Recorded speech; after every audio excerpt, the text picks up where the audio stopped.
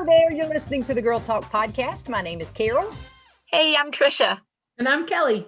And we're glad to have you around the table today. We've been saving a seat for you. And today we're going to hit the rewind button and go back to the past. Not really. We're not. We're going to talk about how to make peace with your past. I remember a conversation coming up with a friend of mine, and she kept going back to the things that she had done in her past, the mistakes she had made, and the failures she felt like that she had in her past, and she just really couldn't get moved beyond those things. And we started having a conversation. I thought this would be a great thing for us to talk about, because although I think our past shapes us into the person that we are today, it doesn't have to define us. So let's dive into that. We all come from different backgrounds and different lifestyles and different places, but the common thing is Jesus. And I think that's where we have to start with our story, is when he intervenes, everything becomes new at that point. And if you start there, it's really making peace with your past is just refusing to let the devil throw that up in your face, right? Right. Well, you think about all the great Bible characters that we've talked about and heard about for years and years and years, and how ugly so many of their pasts were. I mean, Paul killed Christians. Mm-hmm. Noah was a drunk. Rahab was a prostitute. Mm-hmm. And the disciples denied Christ. They fell asleep when he needed them most. They ran away and hid, but yet God still redeemed them and used them in major ways that we're still talking about 2,000 years later, 4,000 years later in some cases. Surely God can use me, even though I've got stuff and junk in my past, and I'm redeemed. Yeah. I think about my past.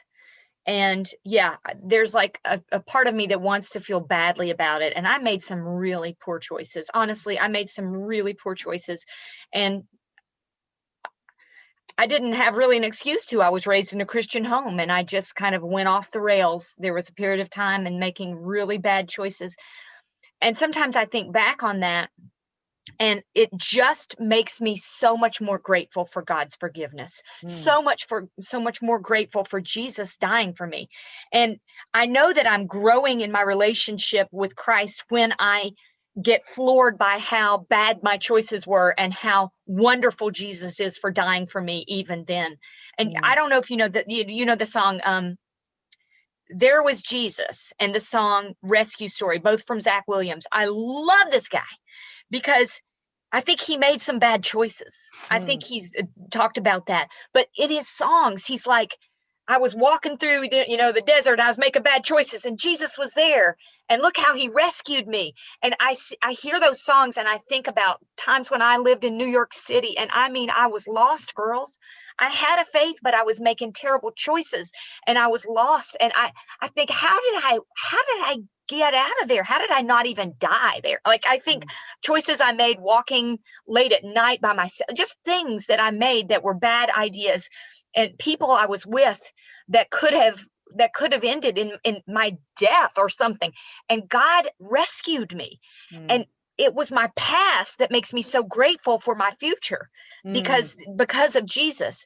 And I know I'm growing closer when I just stop and I cry and I thank God for saving me. And I mean, it's just amazing to me how Jesus saves us. And I love those songs because they remind me, even in the darkest moments when I was walking and I was my eyes were blinded, Jesus was there protecting me.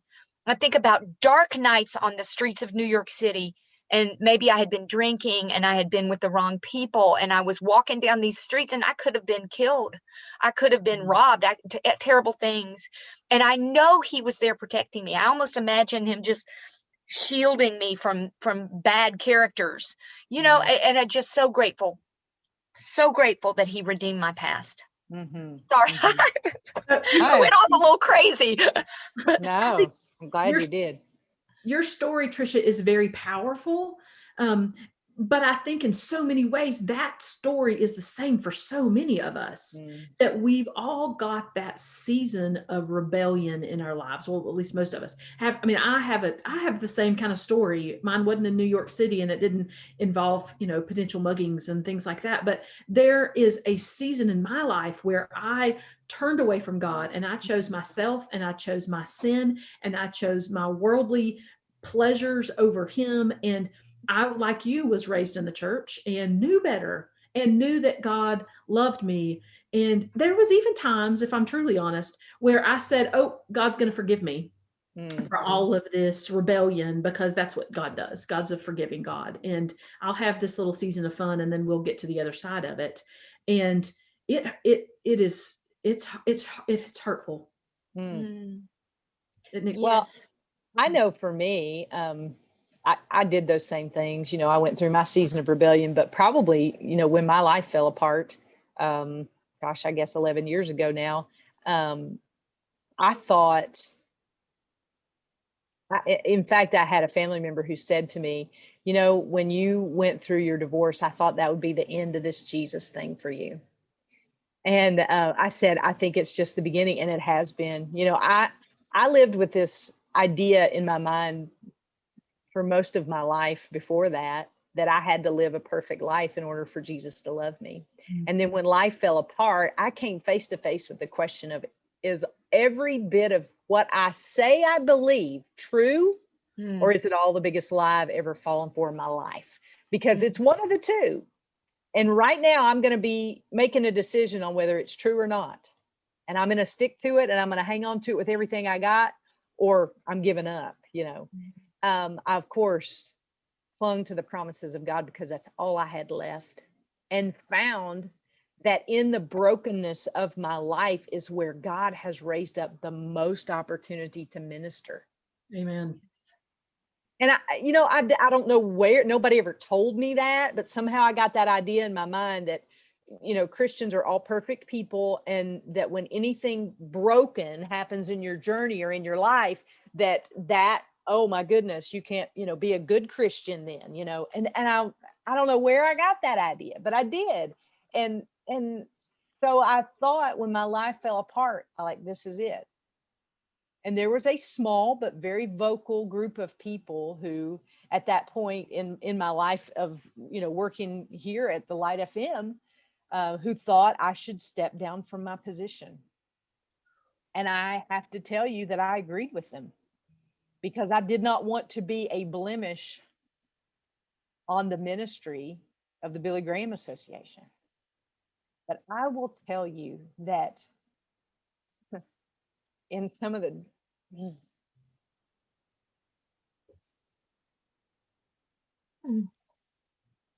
darkest moments, I saw Jesus in such a new way.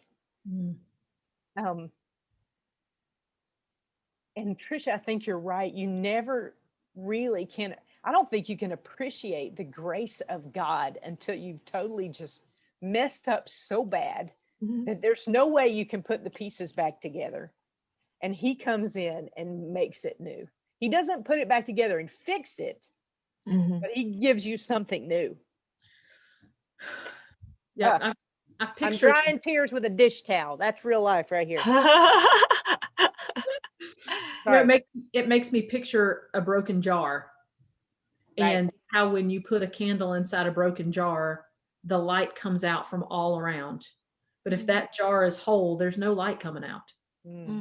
It's got to have those broken pieces, and the light shines best through those broken pieces. So Carol, I'm so, so grateful personally that you didn't step down from your role when you were going through that brokenness, because your brokenness has helped me and helped so many other people understand their own brokenness and shine their light of Christ through their broken pieces. It is the very parts of us that are broken that speak to other broken people. Right. And it takes the bravery to open your mouth and admit you're not perfect and you messed up, or things have happened to you that have not been good. It takes that humility and the bravery at the same time to do that. And that's what you've done. And then you think about all the different people that have been touched by what happened to you. And Kelly, you've also shared things in your life. So when we're open about that, God draws people to you. But you have to admit it. You have to open your mouth about it. And that does take that humility. But good night. Think about how many people have been built up by you sharing your story. It's amazing. And and here's the thing. I think there's a tendency in at least the Christian circles that I've been a part of is to hide the mistakes, to hide to put that away and to act like it didn't happen, to paint over it. There is a tendency to not bring your junk and lay it out on the table. At least I grew up that way, feeling that way. But I think the thing that drives us toward Jesus is the fact that we're all broken. And I go back to this verse, and I just, I don't want to be a crying mess, but 2 Corinthians 4:7, I think just sums it up beautifully. It says, "But we have this treasure in jars of clay to show that the surpassing power belongs to God and not to us." So I can honestly say that before my life kind of fell apart into a million pieces, that the power was coming from me. Mm-hmm. I was doing it in my own power, but when life fell apart and I went back to the things that I had said I believed, I was like, you know what? Either this is true or it's not. And right now I'm going to find out if it's true or not. I don't know why we learn that way either. I'm not sure. That's one of the questions I want to ask God when I get to heaven. Like, why can we only learn through pain? Like, could we not, learn through, sunshine or joy, but we don't learn there. It's typically through pain where or at least for me, I don't know about for y'all, but I learn the most when I'm in the depths of it and really struggling to keep my head above water. That's when I see God reach down and set my feet on a solid rock and keep those promises to me, because I don't draw on them as much in the times where I'm not going through some kind of brokenness in our life. But I think we have to be careful, because then we can make brokenness an idol in our lives and our past an idol. And we're talking about moving past your past and making peace with your past. And I think the key to that is understanding what you've been given. Mm-hmm. The scripture says, 2 Corinthians says, he makes all things new. Nobody wants, of course, this is more popular now than it used to be, but nobody wants to be regifted. All right. If you have an opportunity to get a new gift or a gently used gift, chances are you're going to choose the new gift, right? Because it's never, what'd you say, Kelly? Yeah, more than likely. More than likely. Yeah. I mean, nothing against Goodwill, because I shop there often, but we all want new, right? Mm-hmm. And God doesn't just, because I think sometimes we just want God to fix it. We don't want new, because new comes at a higher price than fixing it. You know what I'm saying? Does that make sense? Oh yeah. No, it makes perfect sense. It makes perfect sense. I think one of the ways of doing that is reframing your past. And I attended an evangelism workshop one time. We talked about the moment you knew you needed God so desperately. So that's a moment from your past, a moment when you were broken, a moment when you knew you needed God. That can be how you explain to someone else the power of Jesus Christ in your life. So it takes that moment of your past and makes it everything to share faith with. For example, I remember there was a time I was working in New York City. I had a double shift. I was working as a waitress. I hated it. I hated every minute of it. I was so horrified by that job. It was so stressful and terrible. I started smoking. I was like trying anything I could do to take away some of the stress. So here I am. I'm just a girl from Tennessee. Just walking down the street, trying to light a cigarette. I couldn't even do it. Going to this job I hated. Everything was wrong. Everything was bad. didn't have faith, didn't have joy. And I'm walking across the street and this cab driver comes right in front of me, almost hits me. All of the anger about my life, all of the pain that I was experiencing just revved up inside of me. I took my hand, I whacked the top of that taxi cab, and I told him he was number one in a wrong way. Right. And it was that moment that I was like, who have I become? This isn't me. This isn't who I was raised to be. I knew everything was wrong about that moment. And that was the moment God started to rebuild me. And I was asked to speak to a group of girls who were struggling about my faith. And I used that moment to describe to them the anger and the frustration. And I could see in their faces, they understood the anger. They understood the emptiness and the frustration. And God used that moment from my past to tell them about his future. And so making peace with your past by seeing how God can use it in that one moment, that was so powerful to me. And it took that terrible experience and made it something to thank God for. One of the other things I think we have a tendency to do is to think that we screwed up something in our past and all of a sudden got off of God's plan for our lives. That because we screwed something up, because we zigged when we should have zagged, we screwed something up and God can't redeem that. And, if God is sovereign, and all of this comes from a book that I read recently, if God is sovereign, then the plan B is a myth. There's no such thing as plan B. We are in God's plan for our lives. And so, Tricia, even that moment where you hit that cab was part of God's plan for you and part of God's plan for your life and your testimony, and you're turning your life back to him. He knew it was going to happen before it ever happened. And it's still part of plan A. You didn't screw anything up. We didn't screw anything up in our past. That's so bigger. Comforting. Yeah. Yeah. God's bigger. So, Yes. somebody asked me, and y'all, can I be dead level honest here? Please? Yeah, please. Right. Okay. So I'm going to tell you, this is a true story.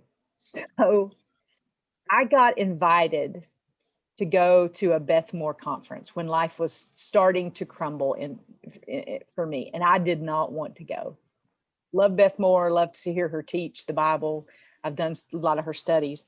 But anyway, so I did not want to go, okay? And it was a rather small Beth Moore event. I went, and the first night, I did not want to be there. Like my hands and arms are full. I was like, I'm just going to roll my eyes the whole time. I was so unhappy being there, okay? Just acting like a spoiled brat. And the first night, she asked 3 questions. Let me see if I can remember them. She asked, why are you here?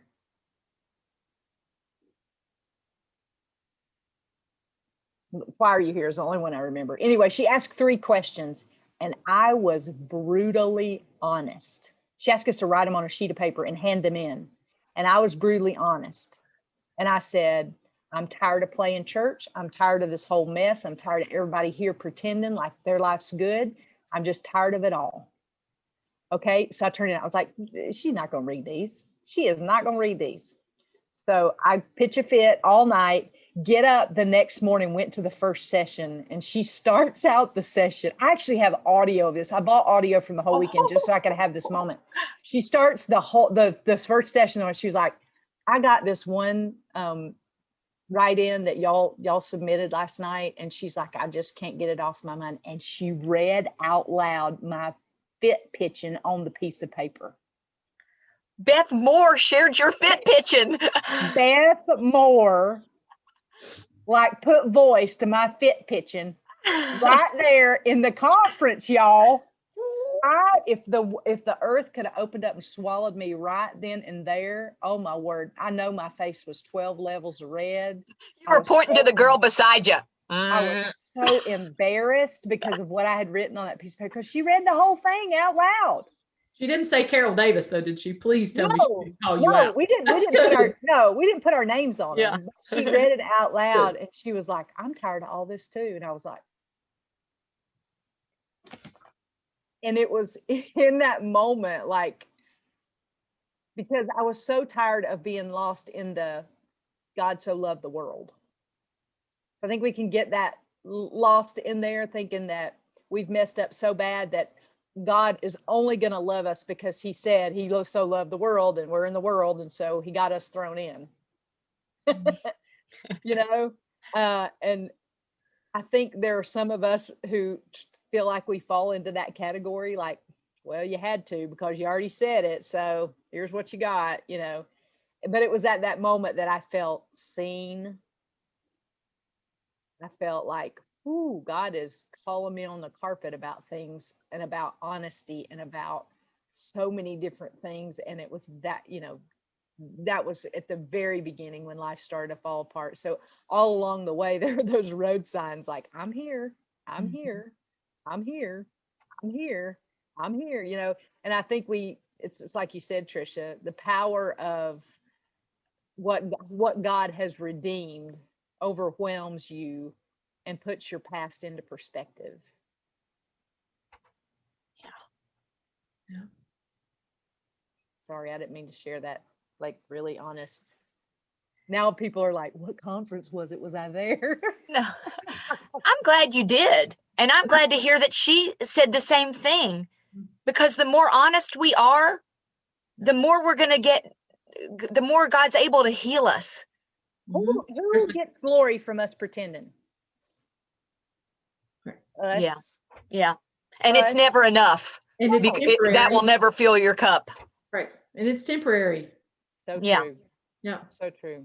That the Francesca Battistelli song, If We're Honest, go listen. If you haven't heard it, go listen to it, because it's, if we were all just honest with each other, with ourselves, with God, life would be different.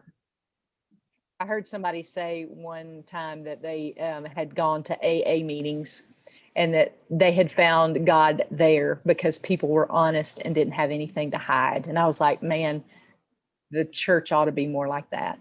Yep. Well, that's interesting. Yeah. Yeah. Yeah. Nobody had any airs about them. No, everybody was there for the same reason, which should be why we're there, for church. And we've we're all just- got past. Oh, We've yeah. all got junk. I mean, you may not talk about it, but everybody's got junk. I got junk from today earlier. That's true. I got junk from yesterday. It's still hanging. I got junk from right now. But don't let your past continue to haunt you today, because God is bigger than your past, and he loves you, and he wants to make all things new. That's what I want you to hear today. I want you to hear that your past is an important part of the story, but it's not the hero of the story. Jesus is the hero of your story. And he has redeemed you. He's called you by name. He loves you. He's got a plan and purpose for your life. And he's going to do great things when you open up your hands and say, whatever you want to do with this, Lord, you go right ahead. That's when he starts to work. And it's often through those painful experiences in our past that he speaks. So if you got thoughts about this, we would love to hear from you. You're always welcome to email us at girltalk@thelightfm.org. You can get on the Facebook page. We'd love to see you, Girlfriends of the Girl Talk podcast. And we'll see you next time we gather here around these microphones for the Girl Talk podcast. We love you.